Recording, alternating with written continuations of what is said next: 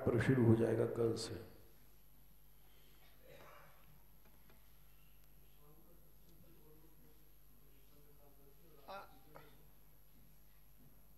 नहीं, अब तीनों समय चलेगा। अभी भी आप 9:30 तक ही बोलिए, ज्यादा मत बोलो। ठीक है।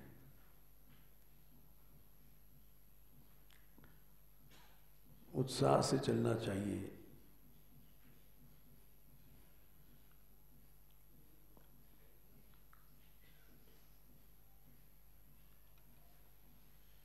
क्योंकि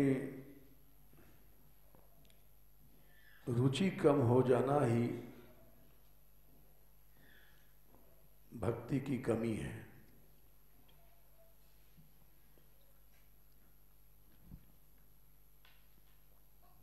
जो रुचि है, इंटरेस्ट, वो भक्ति की जान है।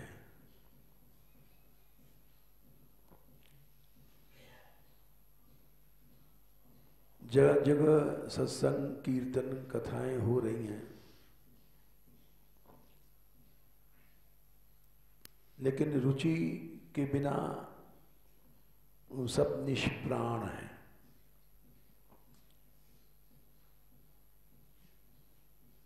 एक दोहा बोला जाता है, पाग बनो पटका बनो, राधा वल्लभ लाल की दौर बलैया ले। रुचि ही भक्ति की जान है। जैसे आदौ श्रद्धा, पहली सीढ़ी श्रद्धा है, उसके बाद साधु संग है, दूसरी सीढ़ी, तीसरी सीढ़ी है भजन क्रिया। साधु संग के पास जाकर के मनुष्य भजन सीखता है। भजन क्रिया माने भजन की शैली। नवधा भक्ति में कौन सी उसके अनुकूल है, प्रकृति के अनुकूल है। भक्ति नवधा क्यों कही गई है? यद्यपि भक्ति सूत्रों में 11 प्रकार की भी कही गई है, लेकिन प्रसिद्ध है नवधा भक्ति। रामायण में भी नवधा भक्ति है। भगवान ने शबरी को कहा है, जब उपदेश दिया है,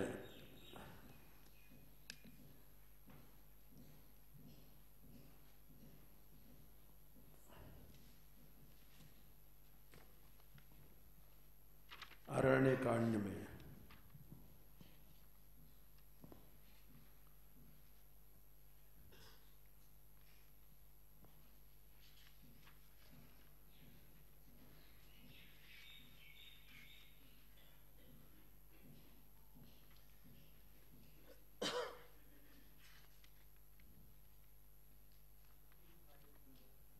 हैं?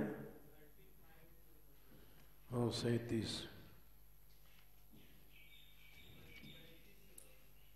है। 35 नवधा भक्ति रामायण में भी कही है भगवान ने।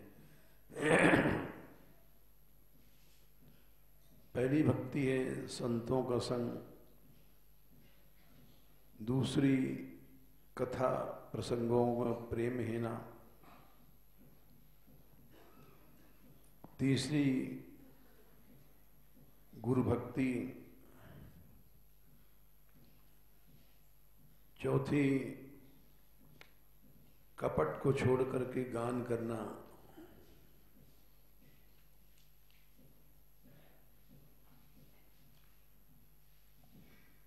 पांचवी भक्ति मंत्र जाप, छठवीं भक्ति के अंग दम, शम, शील, सातवां सब में भगवत भक्त भाव, आठवां यथालाभ संतोष, नौवां सरलता। इस तरह से विभाजन किया, लेकिन ये उतना प्रसिद्ध विभाजन नहीं हुआ जितना कि प्रहलाद जी ने श्रवणम कीर्तनम विष्णु स्मरणम पाद सेवनम अर्चनम वंदनम दास्यम सख्यम आत्मनिवेदनम।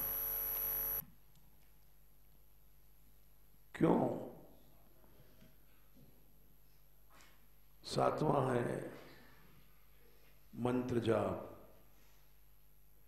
नहीं, सातवां है सर्वत्र भगवत भाव।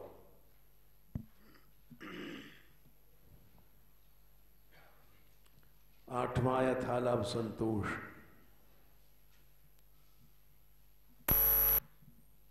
नौवां सरलता। लेकिन ये उतना प्रसिद्ध नहीं हुआ जितना श्रीमद् भागवत की प्रक्रिया, क्योंकि ये दम, शम, शील, परदोष नहीं देखना, ये सब भक्तों के गुण में आ जाते हैं। भक्ति का अंग होना ये अलग बात है, भक्तों को गुण लेना अलग बात है। भक्तों के गुणों का भगवान ने 12वें अध्याय में अद्वेष्टा 13 से 19वें श्लोक तक सर्वभूतानां मैत्रः करुणैव च भक्त के गुणों का वर्णन किया गया है।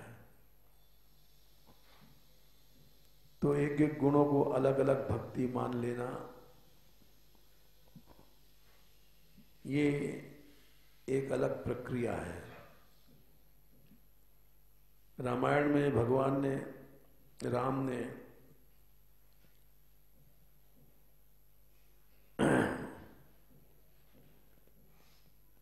गुरुपद पंकज सेवा, इसके बाद भक्तों के गुणों को ले लिया है। विश्वास, शम, दम, शील, सर्वत्र मैत्री, यथालाभ संतोष, निष्कपट व्यवहार। तो ये उतना प्रसिद्ध नहीं हुआ जितना कि श्रीमद् भागवत में। उसका कारण था कि श्रीमद् भागवत में भक्ति को ही लक्ष्य करके भक्ति की विधाएं, वैराइटीज, भक्तों के गुणों को लेकर के नहीं चले, इसलिए वो इतना प्रसिद्ध नहीं हुआ।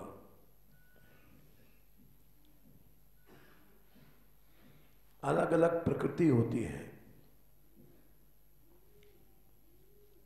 इस बात को दशम स्कंद में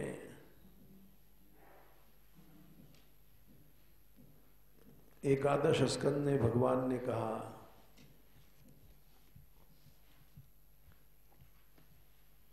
जब उद्धव ने प्रश्न किया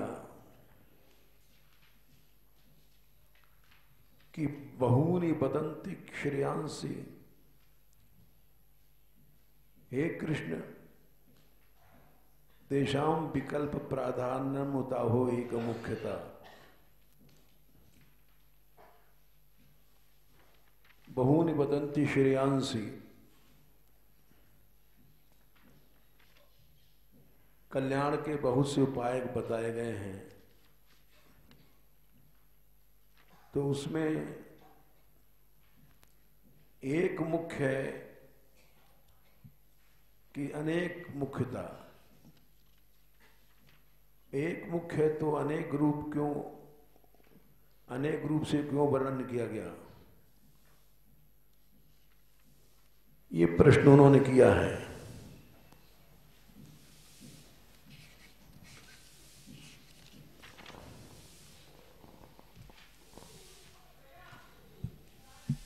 ये प्रश्न उन्होंने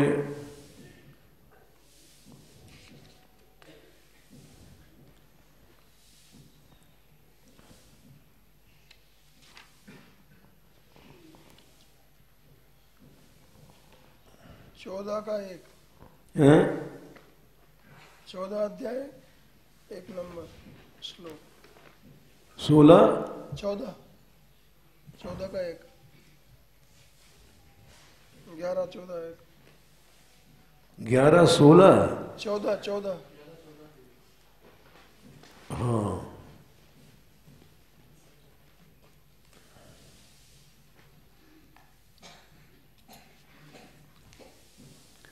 11 14 1 वदन्ति कृष्ण श्रेयांसी बहूनि ब्रह्मवादिनः तेषां विकल्प प्राधान्यानुक्ता हो एक मुख्यता। ये प्रश्न सब जगह लगता है, भक्ति में नवधा क्यों, एकादशधा क्यों। तो उद्धव ने प्रश्न किया कि हे कृष्ण, ब्रह्मवादी लोग साधारण मनुष्य नहीं, ब्रह्मवादी लोग ही कल्याण के अनेक उपाय बताते हैं, उसमें विकल्प प्राधान्य, ये भी करो वो भी करो, विकल्प है कि एक मुख्यता है। तो भगवान ने कहा एवं प्रकृति वैचित्र्यात् भिद्यन्ते मतयो नृणम्। ये भेद क्यों आया? प्रकृति वैचित्र्य से, स्वभावों की पृथकता से ये भेद आया। तो उसी तरह से भक्ति में स्वभावों की प्रकृति विचित्रता से ये भेद आया। 9 हो कि 10 हो कि 11 हो। श्रवणम बड़ा मनोवैज्ञानिक विश्लेषण है। पहला भेद श्रवण क्यों रखा गया? क्योंकि सृष्टि में नियम है, पहले पहले जीव सीखता है श्रवण से। आंख तो बच्चे की पीछे खुलती है, चाहे बिल्ली का बच्चा है वो भी आंख कई दिन बाद खोलता है। कान सबसे पहले खुले रहते हैं। अंग्रेज का लड़का है, वो अंग्रेजी बिना पढ़े बोलता है, सुन सुन करके। बंगाली का बच्चा है, बिना कहे सुन सुन करके बंगला बोलता है। इसी तरह से अनेक प्रांत, मराठी या अन्य भाषाएं, सबसे पहले मनुष्य सुनता है और सुनने के बाद सीखता है। तो पहला भेद श्रवण भक्ति इसलिए रखेगी कि जब सुनेगा नहीं तो कुछ भी नहीं सीख पाएगा। ये ब्रह्मा जी ने भी कहा है कि ये जो रास्ता है, ये तीसरे स्कंद में कहा है, ये आंख से देखने का रास्ता नहीं है। त्वं भाव योग परिभावित हृस्य रोज, ब्रह्मा जी ने कहा है तीसरे स्कंद में, शायद 9वें अध्याय में कहा है, संख्याएं याद नहीं रहती हैं। 3, 9, 11 त्वं भाव योग परिभावित हृदय सरोज आसे श्रुतेक्षित पथो। ये बड़ा विचित्र शब्द है। हम कान से देखते हैं, श्रुतेक्षित, इसी को रवीन्द्रनाथ टैगोर ने कहा था, we walk by faith not by eyes. विश्व कवि टैगोर जी ने कहा, हम चलते हैं विश्वास के चरणों से, नॉट बाई आईज। आंखों से कोई चीज देख नहीं सकते परमार्थ में। इसे रामायण में भवानी शंकरो वंदे श्रद्धा विश्वास रूपिणों याभ्याम बिना न पश्यन्ति सिद्धा स्वांतस्तमीश्वरम। श्रद्धा विश्वास के कारण ही हम लोग चलते हैं आगे। इसलिए आदौ श्रद्धा, सबसे पहले श्रद्धा।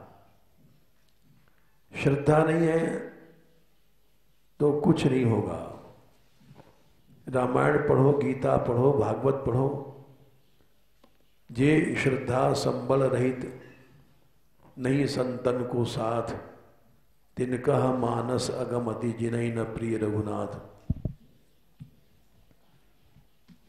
तो ये श्रुतेक्षित पथ माने सुनने के द्वारा ही हम देख सकते हैं, जान सकते हैं। तो पहली भक्ति श्रवण भक्ति रखी गई। ये मानव मात्र पे नियम लागू होता है। किसी देश का लड़का हो, पैदा होते मान पढ़ाई नहीं करता, चाइनीज लड़के हैं, वो चीन की भाषा बिना पढ़े बचपन से चू चू चू करने लग जाते हैं। उसी तरह से हर देश में ये सार्वजनिक नियम है, जैसा सुनेगा वैसा सीखेगा। फिर कीर्तन मने सुनने के बाद बोलने लग जाता है। मम्मी पापा अपने देश की भाषा में अपनी माँ को माँ कहता है, बाप को बाप कहता है। तो इसलिए सुनने के बाद नंबर 2 कीर्तन रखा गया। जैसा सुनता है बोलता है, फिर वैसा ही स्मरण उसका मन, इसके पीछे मन है। मन वैसे ही सोचेगा। और दृष्टा श्रुताभ्याम मनसारु चिंतन 10वें स्कंद में है, पहले अध्याय में, जैसा देखा जैसा सुना, प्रपद्यते तत्किमपि ह्यपस्मृति। 10वें स्कंद में ये श्लोक आता है, पहले अध्याय में ही। स्वप्ने यथा पश्यति देहमीदृशम मनोरथेनाभिनिविष्ट चेतनः दृष्टश्रुताभ्याम मनसानुचिंत्यन प्रपद्यते तत्किमपि ह्यपस्मृति। ये श्लोक आता है 10:1:41। देखने और सुनने के बाद उसके अनुसार मनुष्य चिंतन स्मरण करता है। तो इसलिए तीसरी भक्ति श्रवणम दर्शनम विष्णु स्मरणम, चिंतन की रखी गई। ये बड़ा मनोवैज्ञानिक विश्लेषण है।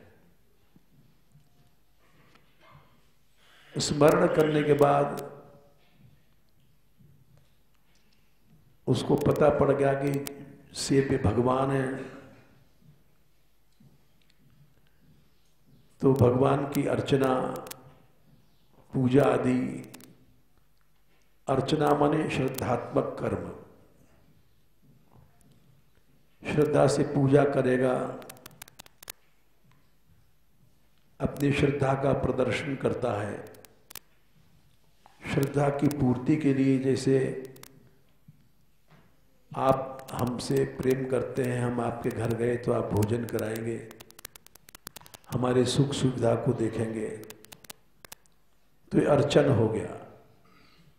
भगवान को स्नान कराना, पूजा कराना, ये श्रद्धा है तो अर्चन होगा, और नहीं है तो अपमान करोगे। अर्चन में एक टुकड़ा फेंक दिया, भूखे को दे दिया, तो वो अर्चन नहीं है। वंदन माने दैन्य के साथ वंदना करना, ये भक्ति बढ़ी। अर्चन के बाद बंधन रखी गई, और बंधन में महाराज दंडौत ऐसे लठ की तरह मार दिया है, नहीं, दास्य भाव होना चाहिए। दास्य में प्रेम होना चाहिए, इसलिए सख्य रखा गया। प्रेम क्या है? आत्मनिवेदन, अपना सब कुछ दे देना। हम तुमसे बहुत प्रेम करते हैं, लेकिन तुमने पैसा मांगा, हमने कहा महाराज पैसा नहीं दे सकते। हम तुम्हारे घर गए, सब घर आपका ही है महाराज, दूध होता है, झट मना कर दिया, दूध तो थोड़ा होता है, हम कैसे दे देंगे। तो या उसकी स्त्री से बात करने लग गए, उसने एक लठ मारा, सुसर तू हमारे यहाँ हमारी बहू से बात करने आया है। तो आत्मनिवेदन, प्रेम में आत्मनिवेदन होता है, इसलिए नवधा भक्ति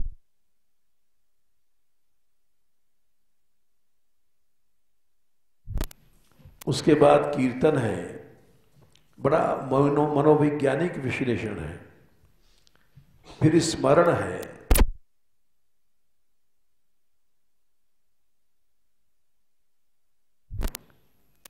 और उस चिंतन में प्रभु हमारे सेव्य हैं।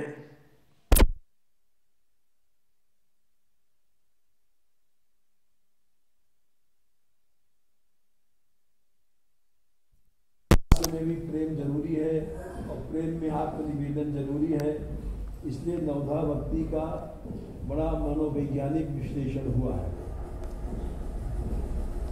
मगर ये विश्लेषण सारे संसार में प्रस हुआ। यद्यप शांडिल्य ने भी भक्ति सूत्र बनाए,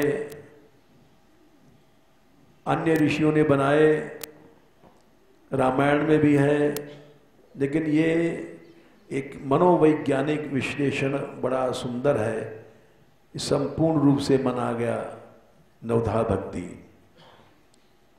तो नवधा भक्ति में पहला जो चरण है श्रवण, सुनेगा नहीं तो कुछ ज्ञान नहीं होगा। आदौ श्रद्धा तथा साधु संगो थ भजन क्रिया।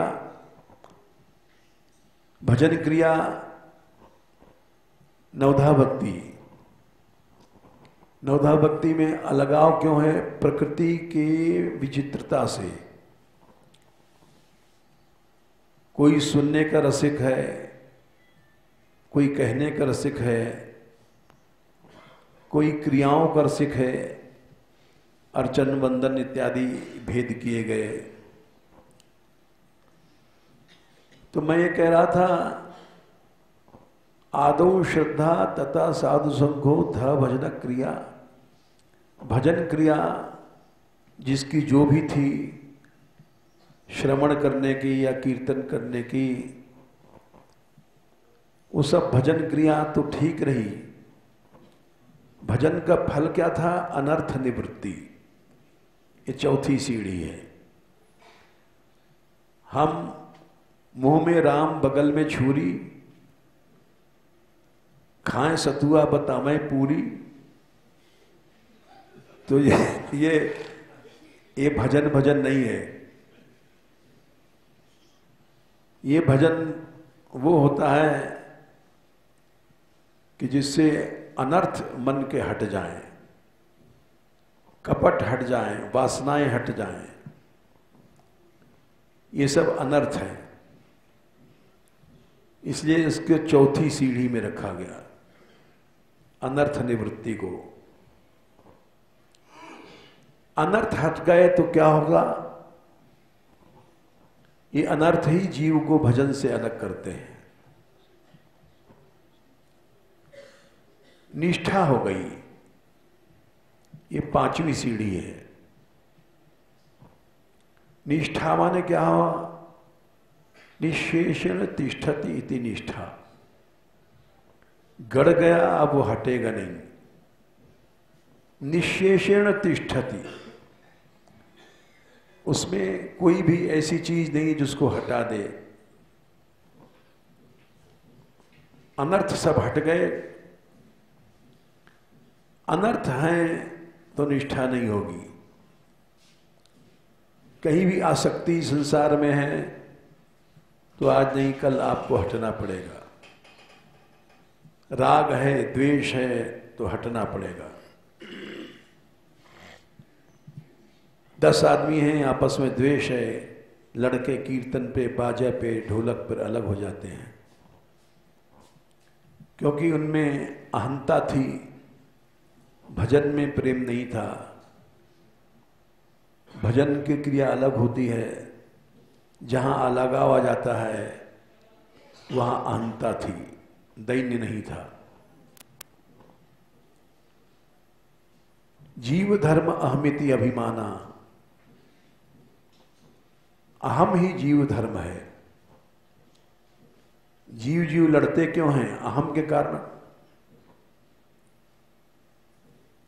तो इसलिए अनर्थ के बाद, हटने के बाद ही निष्ठा आती है। अनर्थ है तो लड़ाई हो जाएगी और निष्ठा नहीं आएगी, सब भाग खड़े होंगे। अनर्थ का काम ही है अर्थ चला जाना, परमार्थ चला जाना, अनर्थ मार्गच्युत हो जाना। निष्ठा होने के बाद अब शुरू हुआ कायदे से भक्ति का अंग। निष्ठा के बाद 6वीं सीढ़ी है रुचि।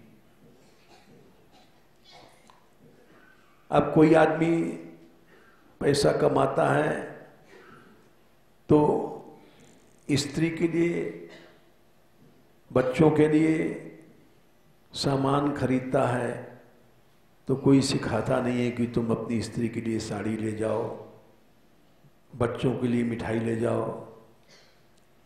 वो बिना सिखाए, उसकी रुचि है तो ले जाता है, अपनी स्त्री के लिए वस्त्र खरीदता है, पैसा खर्च करता है, क्योंकि रुचि हो गई है।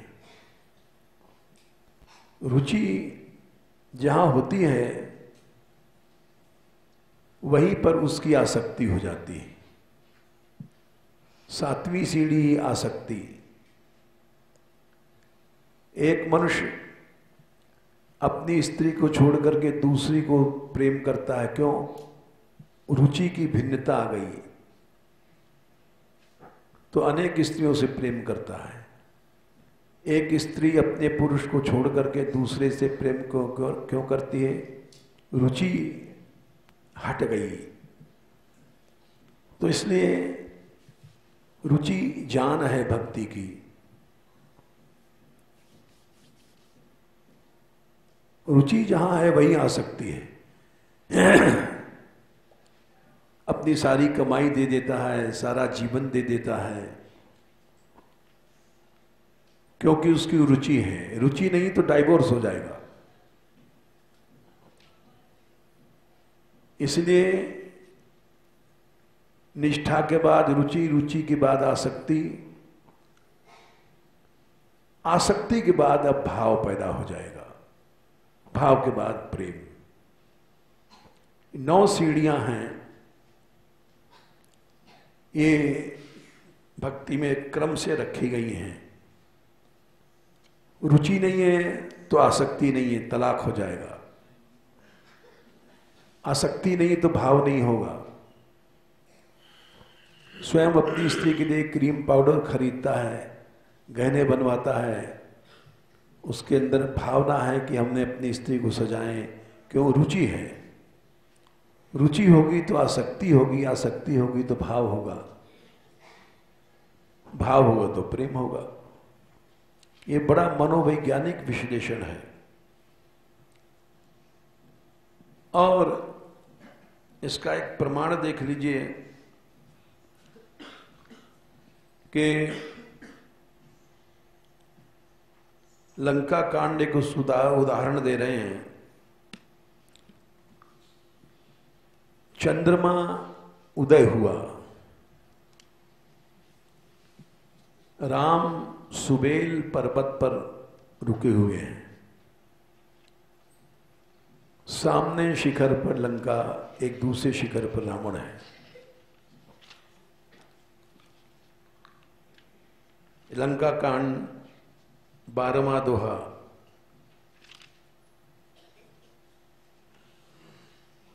चंद्रमा आया तो राम ने पूछा, कह प्रभु शशि मह मेचक ताई, काहू काह निज निज मति भाई। राम ने प्रश्न किया, एक बात बताओ सब लोग, चंद्रमा में ये बीच में जो काला काला धब्बा है, मेचक ताई, कालापन, ये क्या है? राम ने प्रश्न किया। अब इस प्रश्न के अनुसार अलग अलग उत्तर दे रहे हैं। कहा सुग्रीव सुनहु रघुराई, शशि महु प्रकट भूमि के झाई। सुग्रीव बोले, ये चंद्रमा में पृथ्वी की परछाई जा रही है, इसलिए पृथ्वी का प्रतिबिंब ही कालापन है। सुग्रीव के अंदर ये भाव आया, अलग था। क्यों आया? क्योंकि उसका राज छिन गया था। भावना परिस्थिति के अनुसार भावनाएं बदलती हैं। सुग्रीव की रुचि राज में थी, रुचि आसक्ति भाव। अब ये विचार कर लीजिए आप लोग, सुग्रीव की रुचि थी अपनी स्त्री में, अपने राज्य में, इसलिए रूमा जो उसकी स्त्री थी और तारा को पाने के बाद वो राम को भूल गया। रुचि, आसक्ति, भाव, ये तीनों एक साथ चलते हैं। कोई आदमी भगवत भजन में भाव नहीं रखता है, क्यों? कि उसकी रुचि नहीं है। रुचि नहीं है तो आसक्ति नहीं, आसक्ति नहीं तो भाव नहीं। इतने लोग दौड़ के आते हैं, इनकी आसक्ति है सत्संग में, विदेश से लोग आ रहे हैं, क्यों? आसक्ति थोड़ी सी है ही है, और आसक्ति कारण भाव है। इनका जोड़ा है। किसी में भाव नहीं है, इसके माने उसकी आसक्ति नहीं है। आसक्ति क्यों नहीं? रुचि नहीं है। रुचि क्यों नहीं है? रुचि संसार में है। अब किसी की भोग में रुचि है तो अपनी स्त्री के पास बैठा बात करेगा, परिवार में बात करेगा, सत्संग में क्या बात करेगा?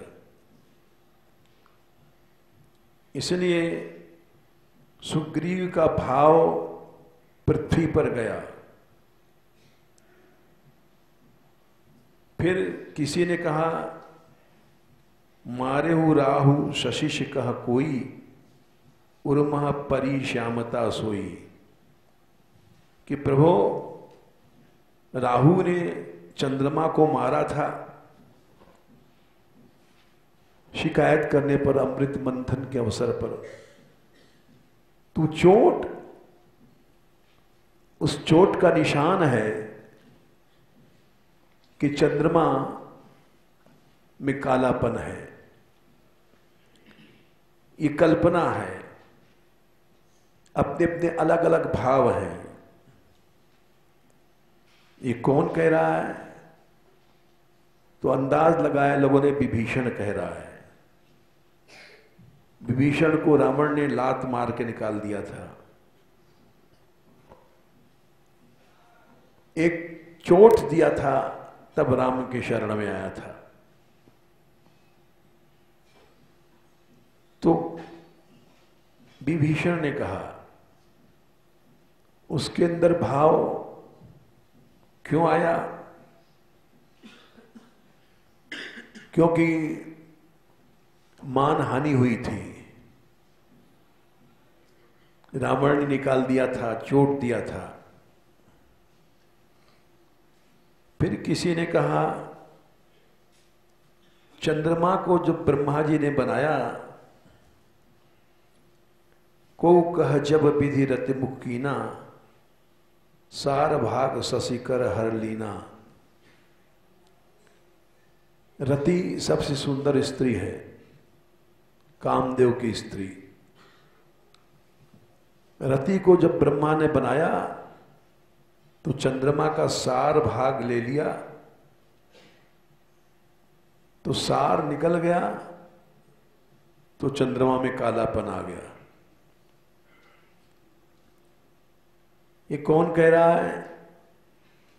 ये लोग कह रहे हैं कल्पना से। जामवंत जी कह रहे हैं, बुढ़े हो गए, बुढ़ापा में श्रृंगार रस नहीं रहता है।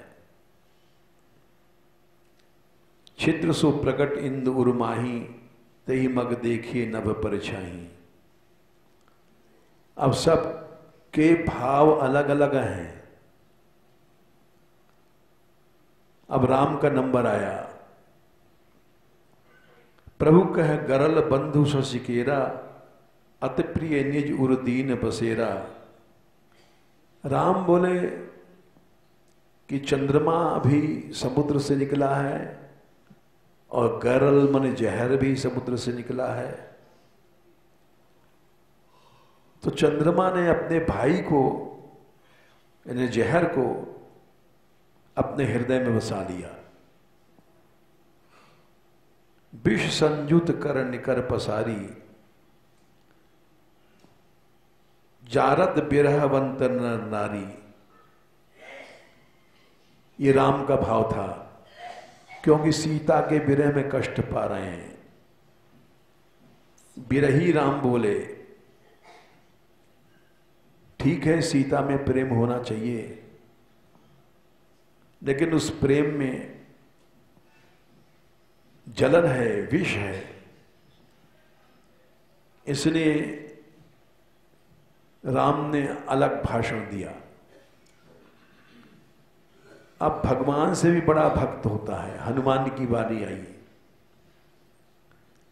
हनुमान बोले, 12 का हनुमंत सुनो प्रभु, शशि तुम्हार प्रिय दास। तव मूरत विदुर बसते, सोई श्यामता आभास। प्रभु चंद्रमा आपका दास है, और आपकी मूर्ति चंद्रमा के बीच बैठी हुई है। वही श्यामता राम को जहर लग रही है, और वही श्यामता हनुमान को राम का रूप लग रही है, और वही श्यामता विभीषण को राहु का चोट लग रहा है, सुग्रीव को पृथ्वी की परछाई लग रही है। तो हमने इसलिए दिखाया कि अलग अलग भावनाएं क्यों हैं? क्योंकि अलग अलग भावनाओं के पीछे उनकी आसक्तियां छिपी हुई हैं। अलग अलग आसक्तियां क्यों हैं? रुचि के कारण से। एक नारद जी गए, उदाहरण बचपन में हम कहते थे एक बनिया के पास गए, बड़ा कष्ट पा रहा था। बोले बनिया बैकुंठ चलेगा? हाँ महाराज चलूँगा। क्या है वहाँ? बड़ा वहाँ दुख नहीं है, जन्म नहीं, मृत्यु नहीं, तमाम वर्णन किया। सब सुन के बोला महाराज एक बात बताओ, वहाँ धंधो पानी कैसो है?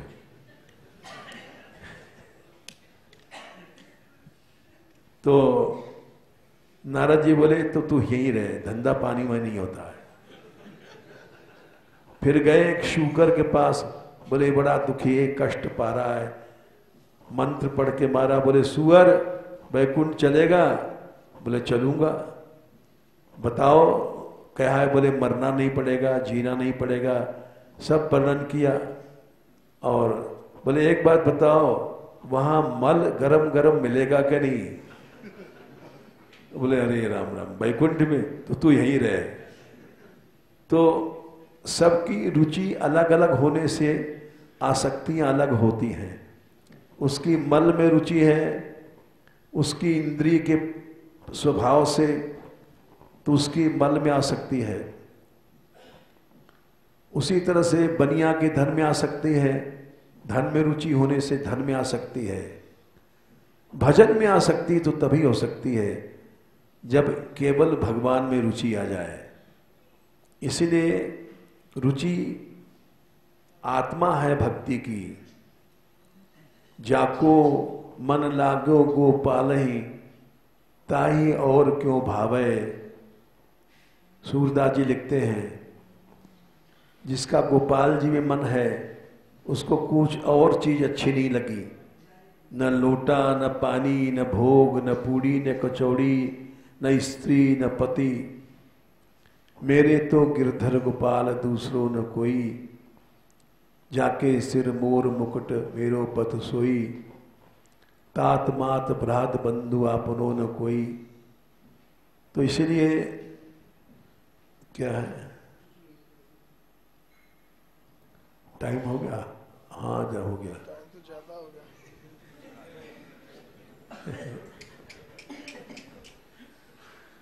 तो मैं ये दिखा रहा था कि रुचि ही आत्मा है भक्ति की, और जहां रुचि है वहीं आसक्ति होती है, जहां आसक्ति है वहीं भाव होता है। इसके उदाहरण और कल देंगे। जय श्री राधे।